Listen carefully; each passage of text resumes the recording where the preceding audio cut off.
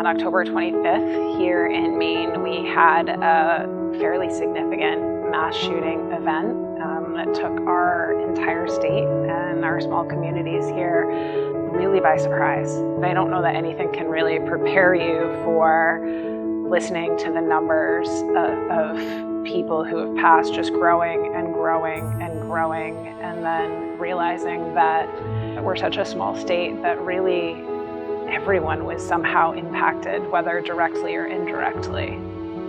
It was a lot. It was a lot to try to figure out how to best support the construction industry and our members. I had already been in contact with YouTurn Health before the event happened. We were already talking about mental health in construction, and it seemed like a really obvious thing to do for me to reach out to them and say, what can we do as an organization to support our membership?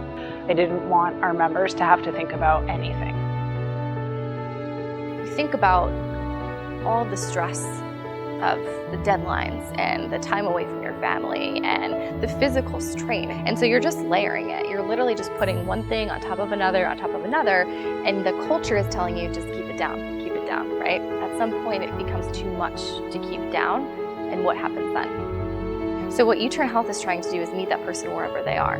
Get them to help and support whatever that looks like for that individual, matching people with shared lived experience so that they can relate to someone who's in their pocket and provide whatever that person needs in terms of their specific unique goals. So it's a very individualized approach to looking at that person as a whole. And then we also do a lot of education, trainings, conversations like this with people with lived experience. If we can get to the point where we're continuously normalizing education around it, it really does help the conversation. One of the things that I think is incredibly important is not to lose the focus as the acuteness of the situation gets further and further away. We already had started the conversation and the relationship with YouTurn Health before we needed it. And I'm incredibly thankful that we had done that so that I wasn't scrambling to figure out what resources were available when the event happened.